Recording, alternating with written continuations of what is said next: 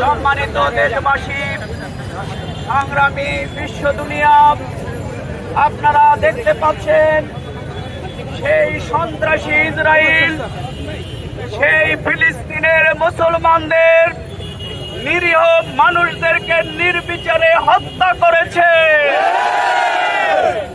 আমরা বিশ্বাস করি শহীদের রক্ত বৃথা যেতে পারে না। এই শহীদের রক্তের মাধ্যমেই ফিলিস্তিনের স্বাধীনতাকামী মুসলমানদের বিজয় হবে। অবিলম্বে হত্যাকাণ্ড বন্ধ করতে হবে। বাংলাদেশ জামাত ইসলামী আজকে হত্যাকাণ্ডের তীব্র নিন্দা এবং প্রতিবাদ আমরা জানাচ্ছি। We strongly condemn and protest the attack Israel in genocide in Gaza. ইসরায়েলকে এই হিউম্যানিয়ন অ্যাটাক অবশ্যই বন্ধ করতে হবে। জেনোসাইড বন্ধ করতে হবে।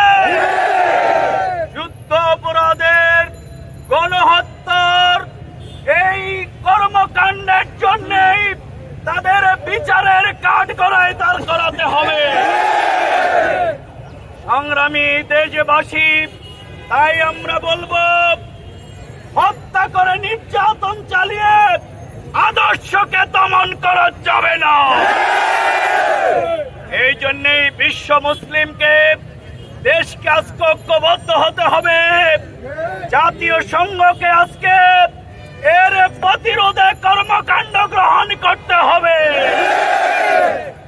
We stand in the Palestine solitary people.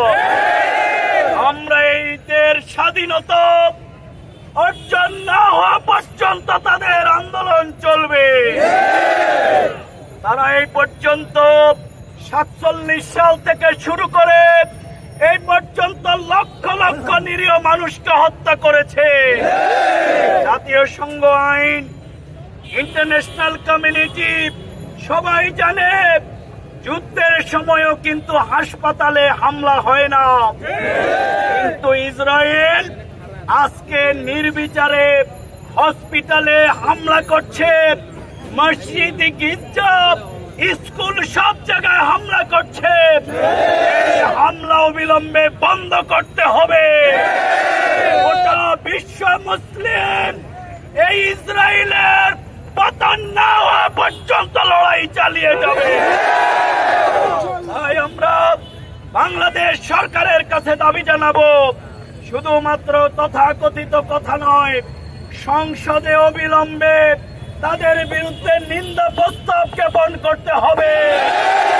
Israel থেকে অস্ত্র এনে বাংলাদেশে আপনারা ইসলামী আন্দোলনের কর্মীদের হত্যা করছেন, করতে হবে।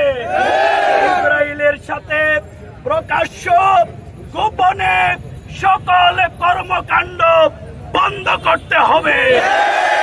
আসুন আমরা গোটা বিশ্বব্যাপী মুসলমানদের উপরে যেই নির্যাতন, যেই নিগৃহীত, যে অপারেশন, যে অ্যাটাক হচ্ছে, এর প্রতিবাদে আমরা বিশ্ব মুসলিমকে উম্মাহকে ঐক্যবদ্ধ হওয়ার উদাত্ত আহ্বান জানাচ্ছি।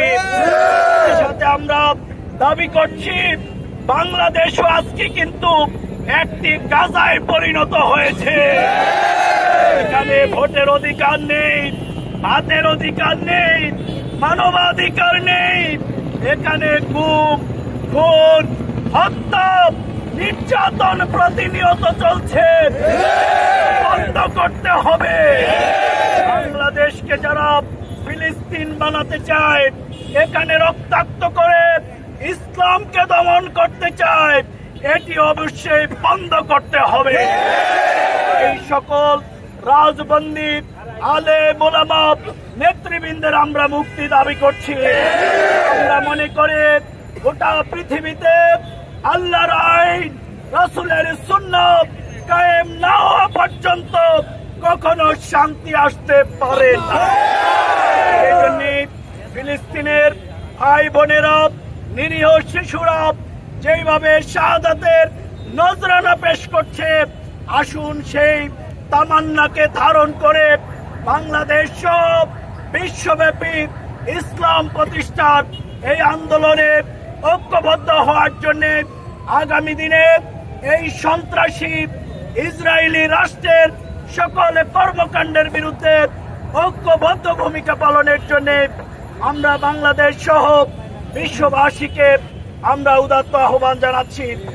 বাংলাদেশ জামাত ইসলামী ঘোষিত আজকের এই কর্মসূচিতে শান্তিপূর্ণভাবে অংশগ্রহণের জন্য সবাইকে ধন্যবাদ জানিয়ে এই প্রতিবাদ আমাদের অব্যাহত থাকবে।